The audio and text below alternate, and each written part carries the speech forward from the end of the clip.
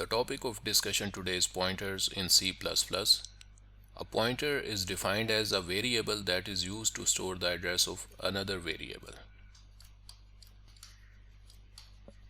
When a variable is declared in a computer program, then memory space is allocated according to the size of the declared variable. For example, when the statement int space a is used in a computer program, then here int is the data type and a is the name of the variable. For int data type, 4-byte space is allocated. For other data types, the size of the space allocated is different. For example, for char, 1-byte space is allocated. For float, 4-byte space is allocated. For double, 8-byte space is allocated, and the size may vary from compiler to compiler. Now I will explain how a memory chip is divided in multiple memory locations. A memory chip consists of a number of memory locations. Now, for example, if 1 GB memory is connected with a microprocessor and if the size of each location is 1 byte, then the total number of locations is 1 giga locations. And when this number is converted into decimal, then 1 kilo is equal to 1024. So 1 giga comes out to 1 into 1024 into 1024 into 1024, and the result is 1073741824, and the address range is from 0 to 1 giga minus 1, that is 0 to 1073741823. This 0 is the address of the first location and this is the address of last location. So the address range is from 0 to 1 giga minus 1, and when the size of each location is 1 byte, then we can say that this is the address of each individual byte, as each byte can be addressed when the address is available for each location. Now this address range can also be represented in either a binary number or a hexadecimal number as well, but most of the compilers use the hexadecimal numbering system in order to display a memory address. When this number is converted into hexadecimal number, then 0 is equal to 0 hex and 1073741823 when converted into a hexadecimal number is equal to 3FFFFFFF. I will write the same number in hexadecimal numbering system: 0000000 up 0x 3FFFFF.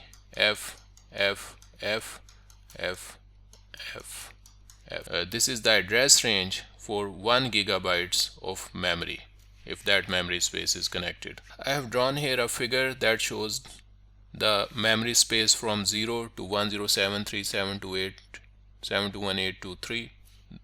Decimal, the addresses are represented in decimal, or the same address range can also be represented in hexadecimal as well. So I have written here the hexadecimal numbering system to represent the memory range. When 16 is converted into hexadecimal number, then that number is 10 hex, then 17 is 11 hex, 18 is 12, 19 is 13, 17, 18, and so on. Now I will represent the memory locations in hexadecimal addresses only.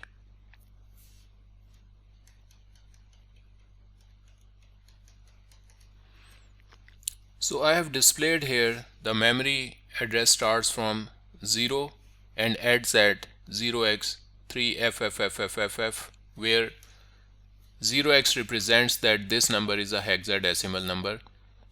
These are the different memory locations. The size of each location is 1 byte.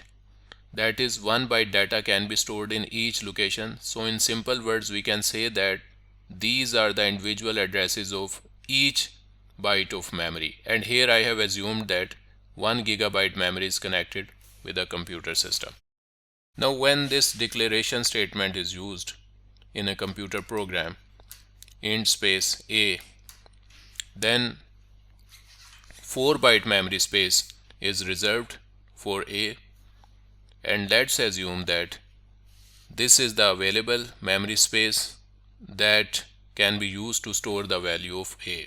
So the compiler will allocate this memory space to store the value of A. The size of A is 4 bytes, so 4 byte space will be reserved for A to store its value. When initialization is done and a value 20 is assigned to A, then 20 is converted into a 4 byte binary number or a 32-bit binary number, and that binary number is stored in these locations. First I will convert 20 into a 4 byte binary or 32-bit binary number.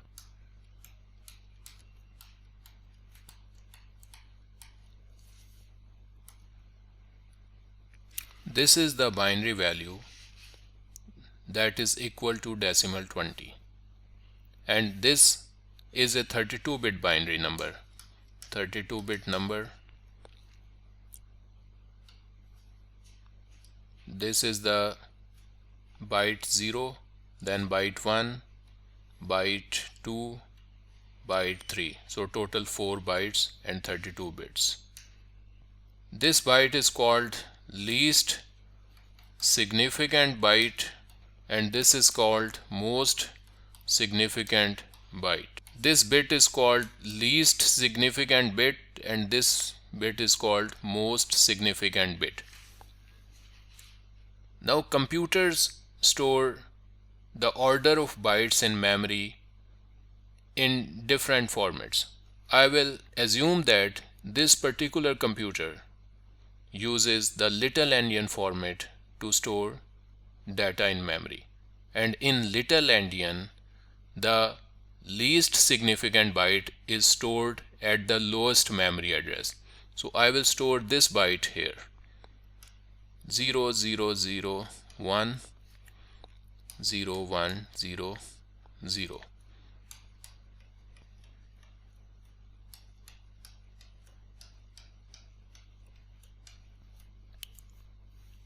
So when 20 is assigned to A, then this 20 is converted into a 32-bit binary number, and that binary number is stored in the memory in this way. And I have assumed here that this computer uses little endian format to store the least significant byte at the lowest memory address. And in simple words, we can say that this is decimal 20 that has been stored in 4 bytes of memory, and the name of this space is A. Now these locations can be accessed either by using the memory address or the name of these locations. The memory address 0x10 is the address of A. Now A is assigned the memory address 0x10 because all the addresses cannot be assigned to A, so only the starting address is assigned to A, and we can say that memory address of A is 0x10. Although the value of A is stored in 4 bytes and each byte has a separate address, but only the starting address of that space is assigned to A, and in this case we have assumed that this is the starting address, so the memory address of A is 0x10. Now in order to display the memory address of a variable, the symbol that is used in computer programming is ampersand. This is ampersand symbol and is used to display the memory address of a variable, or used to access the memory address of a variable. So in this case, this ampersand sign will be used to access the memory address of A. This ampersand is also called as address of operator. Address of operator. So this address of operator will be used to access the address of A. So when cout ampersand A is used, then the memory address of A will be displayed. So 0x10 will be displayed at the output. I have explained that how a variable is stored in memory in the form of bits, and now I will redraw the figure by showing only a single memory location for each variable. For simplicity, I have displayed different memory addresses that are available to store data, and I will display the contents of these memory locations as the value of the variables.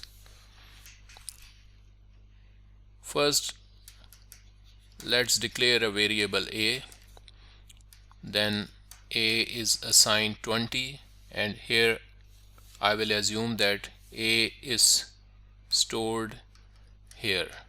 So the compiler has allocated the memory addresses starting from 0x10, 1, then 11 to 1213. So from 0x10 to 13, these addresses have been reserved to store the value of a, and that value of a is converted into 32-bit binary number and is stored in these 4 bytes, and the address of a is the starting address, that is 0x10. For simplicity, I have shown here a equals to 20 is stored at address 0x10. Now if we try to declare another variable int space b and try to store the address of a in b by assigning %a to b, then the compiler will generate an error that a normal variable cannot be used to store the address of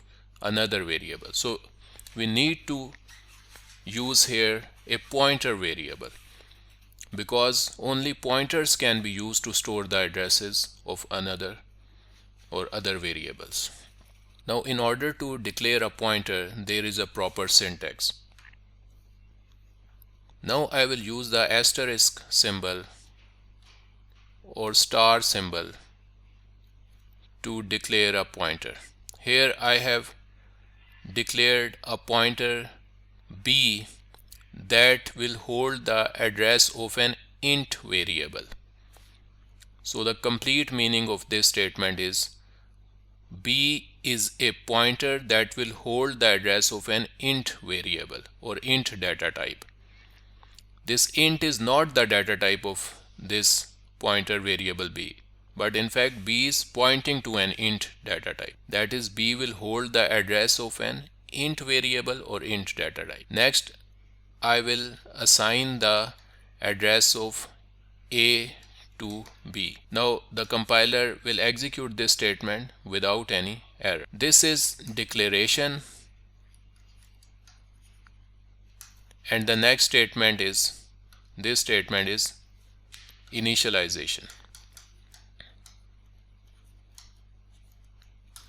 If you want to use declaration and initialization in a single statement, then that thing is also possible. Now one thing you need to remember, that when you are using two statements, one as declaration, the next one as initialization, then this star sign should not be used here. If you try to use this star sign here, then again the compiler will give an error. So this star must not be used here in the initialization, only it is used in the declaration. And this star is called dereference operator or indirection operator. Dereference operator or indirection operator, because it can also be used to access a value indirectly without using the name of the variable, and only by using its address. You can also use int star b equals to and a. This is also correct, declaration and initialization in a single line. Now this star can come anywhere between data type and pointer. You may write it like this: int star space b equals to and a, int space star b equals to and a, int space star space b equals to and a. So all these forms are correct. The compiler will not generate any error. One thing you need to remember, that in order to declare two pointer variables in a single statement, for example int star b c, now this b is a pointer but c will be declared as int. In order to declare c also as a pointer, you need to insert this star before c as well. Now both are pointers. Both are pointers to int. So now these both are pointers to an int data type or int variable. The next thing you need to remember that is size of a pointer variable is always 8 bytes. Let's say I have declared here char space ch, after that char star p equals to and ch. When a variable of type char is declared, then ch will be allocated 1 byte memory space, or the size of ch is 1 byte. But when a pointer variable that will hold the address of a char variable is declared, then the size of this pointer is 8 bytes. So the size of a pointer variable is always 8 bytes. In future this size may change according to the rules of the compilers, but currently it is 8 bytes. Now if a char variable is declared char space ch1 and then a pointer int star ptr is declared and initialized to the address of ch1, then the compiler will generate an error that this pointer can only hold the address of an int data type, and in order to store the address of a char data type we need to use here char instead of int. So the compiler will not allow this statement.